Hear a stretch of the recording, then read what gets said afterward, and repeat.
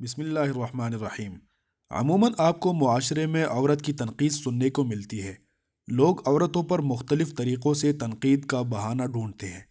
ایک عورت ہونا اسلام کی نظر میں کبھی بھی برا نہیں مانا گیا، اور نہ ہی اسلام نے عورت کو مرد سے کمتر شمار کیا، بلکہ عورت کو اللہ تعالیٰ نے ایک بہترین انداز سے قرآن میں مخاطب کیا ہے۔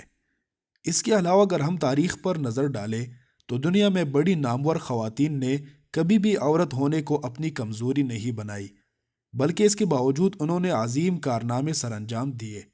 یہاں ہم چند ایسی خواتین کا ذکر کرتے ہیں جن کے بارے میں سن کر آپ کی آنکھیں کھل جائیں گی۔ وہ عورت جو ایک ظالم و جابر خدائی کا دعویٰ کرنے والے فرعون کے سامنے کھڑی ہوئی، یہ خاتون حضرت آسیہ تھی، اور انہوں نے بڑی شجاعت کے ساتھ فرعون کی خدائی کو مسترد کیا۔ سب سے پہلے جس نے مکہ اور کعبہ کو آباد کیا وہ کوئی مرد نہیں تھا بلکہ ایک عورت تھی، اور وہ عورت حضرت ہاجرہ خاتون تھی۔ سب سے پہلے جس نے روئی زمین کا مبارک ترین زمزم نوش فرمایا وہ کوئی مرد نہیں تھا بلکہ ایک عورت تھی، اور وہ بھی حضرت ہاجرہ تھی۔ سب سے پہلے جو ہمارے نبی حضرت محمد المصطفیٰ صلی اللہ علیہ وسلم پر ایمان لائی وہ کوئی مرد نہیں تھا بلکہ ایک عورت تھی، اور وہ عورت حضرت خدیجۃ الکبریٰ رضی اللہ عنہا تھی۔ سب سے پہلے جس کا خون اسلام کی راہ میں بہایا گیا اور شہید ہوا وہ کوئی مرد نہیں تھا بلکہ ایک عورت تھی، اور اس کا نام تھا حضرت سمیہ رضی اللہ تعالیٰ عنہا۔ سب سے پہلے جس نے اپنا مال اسلام کی راہ میں دیا وہ کوئی مرد نہیں تھا بلکہ ایک عورت تھی، اور ان کا نام حضرت خدیجۃ الکبریٰ رضی اللہ عنہا ہے۔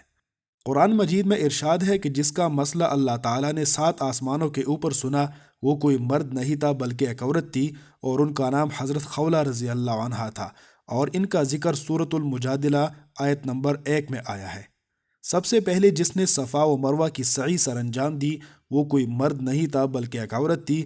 اب ہر سال لاکھوں حاجیوں پر لازم ہے کہ ایک عورت کے انجام دیے گئے فعل کو بجا لائے، ورنہ ان کا حج قبول نہیں ہوگا، اور وہ خاتون حضرت ہاجرہ تھی۔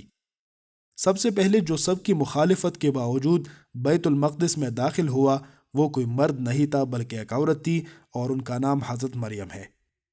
جس نے قصر یزیدی کو لرزا دیا وہ کوئی مرد نہیں تھا بلکہ عورت تھی، اور ان کا نام تھا حضرت زینب بنت علی رضی اللہ عنہا۔ ہر عورت کو مبارک ہو کہ وہ عورت پیدا کر دی گئی ہے۔